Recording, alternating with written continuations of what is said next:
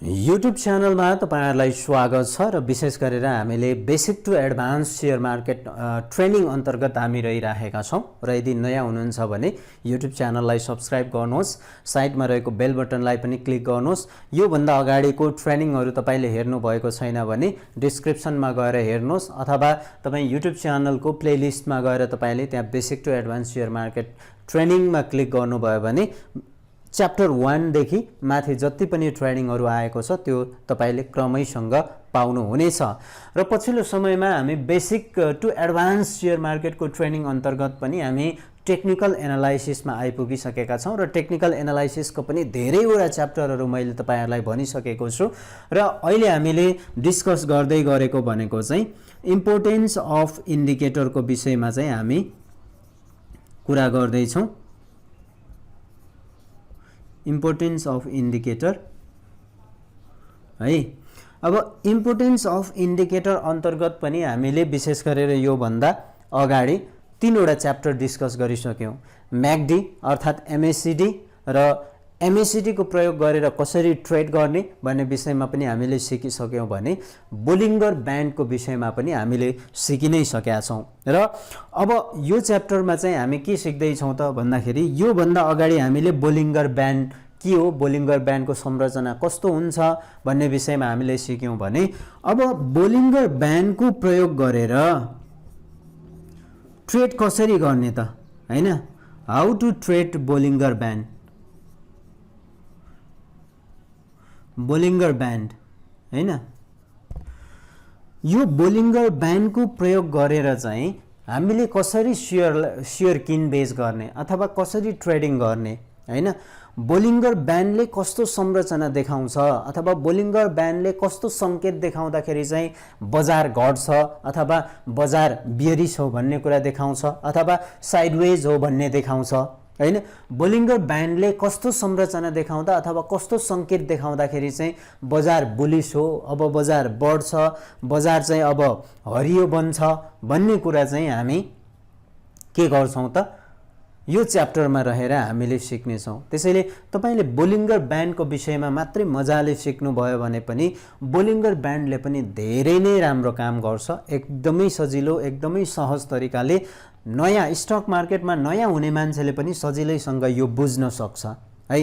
त्यो कारणले गर्दाखेरि बोलिङ्गर ब्यान्डसँग सम्बन्धित स्किल्स चाहिँ अब हामी स्क्रिनमा गएर सिक्ने छौं र तपाईहरुले चार्टमा जानुपर्ने छ। चार्टमा गएर म तपाईहरुलाई चार्टमा नै देखाउने छु त्यो चार्टको प्रयोग कसरी गर्ने, त्यो चार्टमा बोलिङ्गर ब्यान्ड कस्तो बन्दो रहेछ हैन, त्यसले कस्तो संकेत देखाउँदाखेरि बजार घट्छ, कस्तो संकेत देखाउँदाखेरि बजार बढ्छ भन्ने कुरा चाहिँ अब हामी स्क्रिनमा गएर सिक्ने छौं। यस भिडियोमा भने हामी बोलिङ्गर ब्यान्डलाई तपाईले कसरी युज गर्न सक्नुहुन्छ र यसमा युज गर्दाखेरि के कुरामा ध्यान दिनुपर्छ, साथै हामीले मिस्टेकहरु के गर्न सक्छौं र अभोइड तिनीहरुलाई कसरी गर्ने भनेर चाहिँ हामी सिक्ने छौं। सबैभन्दा पहिला यदि तपाई बोलिङ्गर ब्यान्ड आफ्नो चार्टमा राख्न चाहनुहुन्छ भने यो जुन एफएक्स छ यसमा जानुस्, त्यहाँ चाहिँ तपाईले इन्डिकेटर चुज गर्न सक्नुहुन्छ र यसमा मैले यदि बोलिङ्गर टाइप गर्छु भने यहाँ देख्नुहुन्छ बीएल टाइप गर्ने बित्तिकै बोलिङ्गर ब्यान्ड्स भन्ने चाहिँ आइसकेको छ र यसमा मैले क्लिक गर्छु भने अब भने हाम्रो चार्टमा बोलिङ्गर ब्यान्ड चाहिँ आइसकेको छ। यो भन्दा अगाडिको भिडियोमा मैले तपाईहरुलाई के भनेको थिएँ भने सिम्पली यदि हामीले हेर्छौं भने बोलिङ्गर ब्यान्डको बाइ सेल अप्सन एकदमै सजिलो छ। तलपट्टिको लोअर ब्यान्ड जुन रहन्छ यहाँनिर चाहिँ यदि क्रस गर्छ अथवा यो एरियामा आएर चाहिँ तपाईको चार्टले बोलिङ्गर ब्यान्डलाई टच गर्छ भने हामी त्यतिखेर चाहिँ बाइ सिग्नलको रूपमा लिन्छौं र यो एरियामा भने हामी बाइ गर्छौं।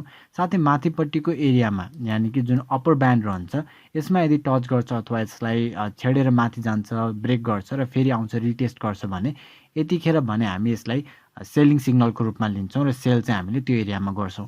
अब एकदमै सिम्पल रूपमा बोलिङ्गर ब्यान्डको ट्रेड सेटअप हेर्ने भने यो एरियामा भने बोलिङ्गर ब्यान्डले हामीलाई बाइको अप्सन दिएको छ, यानी कि यहाँनिर हेर्छौं भने चाहिँ हामीले बाइको अप्सन चाहिँ यहाँनिर पाएका छौं, यो एरियामा सेलको अप्सन छ। त्यस्तै गरेर अब हामी थोरै चार्टको अगाडि पनि जाउँ। अगाडि यदि हामी जान्छौं भने लगभग तपाईको यो एरियामा आएर अर्को एउटा एकदमै ठुलो इम्पल्सिभ मुभ भन्दा अगाडि चाहिँ यहाँनिर बाइ दिएको छ र यहाँ माथितिर भन्ने यसले सेल सिग्नल दिएको छ। त्यस्तै गरेर थोरै अगाडि आउँछ भने यहाँ बाइ छ, यहाँनिर सेल, यहाँनिर बाइ, यहाँ पनि सेल छ। त्यस्तै गरेर यहाँनिर एउटा राम्रो बाइ सेटअप, यहाँनिर सेल सेटअप छ। र मैले तपाईहरुलाई देखाउँदै गर्दाखेरि चाहिँ तपाईले देख्नु भएको छ होला कुनै एरियामा भन्ने बोलिङ्गर ब्यान्ड एकदमै वाइड भएको छ, कुनै एरियामा भने यो एरियामा हेर्छौँ भने एकदमै न्यारो अथवा जुन लोवर ब्यान्ड र अप्पर ब्यान्ड रहेको छ त्यो चाहिँ एकदमै क्लोज रहेका छन् र यहाँनिर हेर्छौँ भने वाइड भएको छ। र यो वाइड हुनु र न्यारो हुनुको मतलब चाहिँ के हो त भन्दा यदि वाइड हुँदैछ भने यसको जुन चार्ट हामी हेर्दैछौँ त्यो चार्टको चाहिँ मोमेन्टम एकदमै स्टिप छ, मोमेन्टम बढ्दैछ अथवा जुन मिनको कुरा हामी गर्छौँ जुन बिचको जुन रेड लाइनले चाहिँ मिन देखाउँछ, मिनबाट भने एकदमै धेरै डेभिएट हुँदैछ प्राइसहरू, एकदमै छिटो तलमाथि हुँदैछ भन्ने खालको कुरा चाहिँ यो चार्टको जुन बोइलिन्जर ब्यान्डको यो जुन एरिया हुन्छ यो चाहिँ फराकिलो हुँदै गर्छ भने त्यो देखाउँछ। भने न्यारो छ अथवा एकदमै साँघुरो छ भने खासै धेरै प्राइसको मुभमेन्ट हुँदै छैन अथवा मार्केट चाहिँ कन्सोलिडेट हुँदैछ भन्ने खालको कुरा चाहिँ हामी लिन्छौँ। यही अन्तर्गत हामी हेर्छौँ भने विभिन्न एरियामा जस्तै यहाँनिर बाई, यहाँ माथि सेल छ, यहाँ बाई सेल, त्यस गरी यहाँ पनि एउटा सेल सिग्नल जेनेरेट गरेको छ र यसरी चाहिँ बोइलिन्जर ब्यान्डमा हामीले बाई र सेलको अप्सन चाहिँ देखेका हुन्छौँ। त्यस्तै गरेर मैले पछिल्लो भिडियोमा तपाईँलाई के भनेको थिएँ भने यदि बोइलिन्जर ब्यान्डले एकदमै सार्प मुभमेन्ट लिन्छ अथवा यहाँनिर पनि म तपाईँलाई एउटा इक्जाम्पल चाहिँ देखाउँछु। यहाँनिर हेर्नुहुन्छ भने यो बोइलिन्जर ब्यान्डमा चाहिँ एकदमै सार्प मुभमेन्ट लिएको छ, चार्ट चाहिँ एकदमै सार्पली माथि गएको छ अथवा यो बिचमा चाहिँ खासै धेरै करेक्सन नभइकन चार्ट माथि गएको छ। यो एरियामा यदि हामी हेर्छौँ भने हामीले नर्मली बोइलिन्जर ब्यान्डमा के भनेका छौँ, तलको एरियामा आएपछि चाहिँ हामी बाई गर्छौँ र माथिपट्टिको जस्तै यही एरियालाई हेर्छौँ भने तलपट्टि बाई गर्ने र माथिपट्टि सेल गर्ने भनेर भनेका छौँ। तर यो एरियामा हेर्छौँ भने यहाँ पनि माथिल्लो ब्यान्डमा टच गरेको छ, यहाँ पनि टच गरेको छ भनेको लगातार नै अप्पर ब्यान्डमा मात्रै कन्ट्याक्टमा आएर चार्ट माथि जाँदैछ र यस्तो खालको एकदमै स्टिप मुभमेन्ट हुँदैछ, एकदमै सार्प मुभमेन्ट हुँदैछ भने चाहिँ हामीले बोइलिन्जर ब्यान्डलाई एकदमै केयरफुली चाहिँ एनालाइज गर्नुपर्ने हुन्छ। किन भन्दाखेरि यदि यो मुभमेन्टमा हेर्छौँ भने तपाईँले यहाँनिर पनि एउटा सेल सिग्नल पाउनुभयो अथवा यहाँनिर पनि तपाईँको लागि यो छेडेर गयो ब्याक आए सेल सिग्नल हुनसक्थ्यो। अब यस्तो खालको जुन अलिकति हामीले कहिलेकाहीँ चाहिँ यो रङ इन्फर्मेसन अथवा रङ इन्टरप्रिटेसन हुन्छ, योबाट बच्नको लागि चाहिँ एकदमै सजिलो उपाय चाहिँ एउटा के छ त भन्दा यदि बोइलिन्जर ब्यान्डमा यसरी माथिको अप्पर ब्यान्डमा मात्रै टेकेर गइराखेको छ अथवा यहाँनिर हेर्छौँ भने यदि लोवर ब्यान्डमा मात्रै टच गरेर चाहिँ यसरी डाउनवर्ड मोमेन्टम यहाँनिर जसरी भएको छ त्यसरी हुन्छ भने हामीले चाहिँ के गर्नुपर्छ त भन्दा यो जुन बोइलिन्जर ब्यान्डमा टच हुन्छ, बोइलिन्जर ब्यान्डमा टच भइसकेपछि चाहिँ कतिको चाहिँ यसले माथितिरको मुभमेन्ट लिन्छ त्यो पनि हामीले ख्याल गर्नुपर्ने हुन्छ। राम्रोसँग कन्फर्मेसन क्यान्डल चाहिँ नपाएसम्म चाहिँ हामीले यसमा चाहिँ बाईको लागि छिर्नु अथवा सेलको लागि चाहिँ आत्ति हाल्नुपर्ने कुरा देखिँदैन। जस्तै यहाँनिर हेर्छौँ भने यहाँनिर एउटा चाहिँ तपाईँको यो एरियामा चाहिँ के भएको छ, यो एरियामा चाहिँ एउटा सेल सिग्नल पाएको छ। यदि हामी नर्मली हेर्छौँ भने यहाँ तल चाहिँ बाई छ र यहाँ माथि चाहिँ सेलको सिग्नल दिएको छ। तर यदि हामीले यो जुन ग्रिन क्यान्डल छ यो पछिको क्यान्डल हेर्छौँ भने यसले पनि हामीलाई के भनेको छ त भन्दा बाईको अपर्च्युनिटी दिने खालको क्यान्डल छ, यानि कि यसमा पनि प्राइस एकदमै माथि गएको छ र यसमा पनि बाई भनेको छ भने सेल सिग्नल चाहिँ हामीले क्यान्डल स्टिकबाट पाएनौँ। जस्तै यहाँनिर हेर्नुहुन्छ भने यो एउटा मजाको एउटा ग्रिन क्यान्डल पछि एउटा रेड क्यान्डल चाहिँ एकदमै बन्यो, त्यसपछि एउटा कन्फर्मेसन क्यान्डलको रूपमा ठुलो सेल सिग्नल चाहिँ यहाँनिर हामीले पाएका छौँ। त्यस्तै गरेर यहाँनिर हेर्छौँ भने लगातार हामीले बाइङको लागि मात्रै चाहिँ ग्रिन क्यान्डल देखेको छ, एकदमै ठुलो बाई प्रेसर भएको अथवा बाइङ बुलिस मोमेन्टम भएको क्यान्डलहरू भएको कारणले गर्दाखेरि हामीले यो एरियामा भने सेल गर्दैनौँ। बोइलिन्जर ब्यान्डको माथिपट्टि छुने बित्तिकै सेल गर्ने भन्ने कुरा चाहिँ अलिकति तपाईँले आफ्नो दिमागबाट हटाउनुपर्छ। अभियसली हामीले माथिपट्टिको एरियालाई टच गर्यो भने सेल सिग्नलको रूपमा लिन्छौँ, तर बोइलिन्जर ब्यान्डमा माथि छोयो भन्दैमा चाहिँ बेच्ने होइन। चार्टले हामीलाई के भन्न खोजेको छ, कुनै पनि इन्डिकेटरले हामीलाई के भन्न खोजेको छ त्यो बुझ्न निकै जरुरी हुन्छ। योभन्दा अगाडि पनि मैले धेरैचोटि तपाईँलाई भनिसकेँ, कुनै पनि एउटा मात्रै स्पेसिफिक चार्ट प्याटर्नमा अथवा क्यान्डल स्टिकमा अथवा कुनै पनि एउटा तपाईँको इन्डिकेटरमा चाहिँ कम्प्लिटली डिपेन्ड भएर ट्रेड गर्नु हुँदैन। हामीले त्यो इन्डिकेटरले अथवा जुन पनि हामी ट्रेड सेटअप बनाएका हुन्छौँ त्यो ट्रेड सेटअपमा चाहिँ राम्रो बाई सिग्नल हो कि होइन, सेल सिग्नल हो कि होइन चाहिँ हामीले छुट्याउनु पर्ने हुन्छ। जस्तै यो एरियामा आएर भने हामीले अब ठुलो एउटा रेड क्यान्डल पायौँ र रेड क्यान्डल पाइसकेपछि फेरि अर्को चाहिँ रेड क्यान्डल, दुईवटा लगातार रेड क्यान्डल पायौँ, अब चाहिँ यो हाम्रो लागि सेल सिग्नल बन्न सक्छ।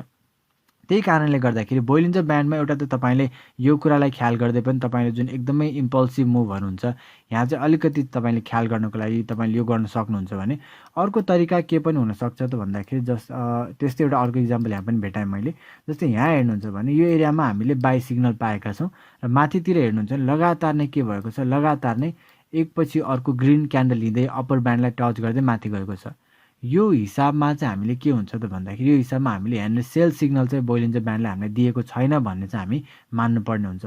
किन भन्दाखेरि जबसम्म चाहिँ एकदमै राम्रो क्यान्डल पनि फर्मेसन हुँदैन भने सार्प मुभमेन्ट हुँदाखेरि चाहिँ हामीले ट्रेन्ड लाइन र सपोर्ट रेजिस्टेन्सको चाहिँ एकदमै धेरै युज गर्नुपर्ने हुन्छ। यानि कि अब योभन्दा अगाडि पनि मैले तपाईँलाई धेरैचोटि भन्दै आएको छु, सपोर्ट रेजिस्टेन्स एकदमै इम्पोर्टेन्ट कन्सेप्ट हो। सपोर्ट रेजिस्टेन्समा कस्तो खालको चार्टले मुभमेन्ट देखाएको छ त्यो अनुसार चाहिँ हामीले डिसिजन लिनुपर्ने हुन्छ, एउटा मात्रै इन्डिकेटरमा भर परेर हुँदैन।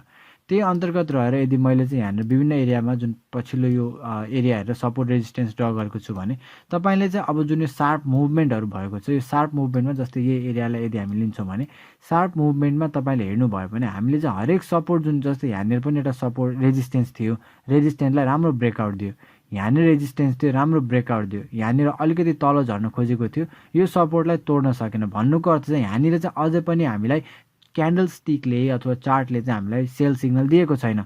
यहाँनिर जान्छौँ भने चाहिँ अब अलिकति यहाँनिर डगमगाउने कुरा चाहिँ देखेको। जस्तै एकचोटि चाहिँ के भएको छ, यो माथितिर हामी हेर्छौँ भने यहाँसम्म प्राइस पुग्यो ग्रिन क्यान्डलबाट, यो जुन एरिया रहेको छ झन्डै तपाईँको 1667-68मा चाहिँ प्राइस पुगेको छ। त्यसपछि एउटा ठुलो क्यान्डल रेड क्यान्डल बन्यो, माथिसम्म पुग्यो र एउटा फल्स ब्रेकआउटको रूपमा रहेर के भयो त भन्दा डाउनमा आएर क्लोज भयो। भन्नुको अर्थ यहाँनिर आएर चाहिँ अब सेलरहरूको प्रेसर बढी भइराखेको छ अथवा सेलिङ प्रेसर बढी भएको छ भन्ने चाहिँ हामीले क्यान्डलबाट थाहा पाउन सक्यौँ। त्यो कारणले गर्दाखेरि अब यो एरियामा के भएको छ, बोलिन्जर ब्यान्डको एउटा सेलिङ प्रेसर पनि छ, सेलिङको लागि हामीले भनेको छ।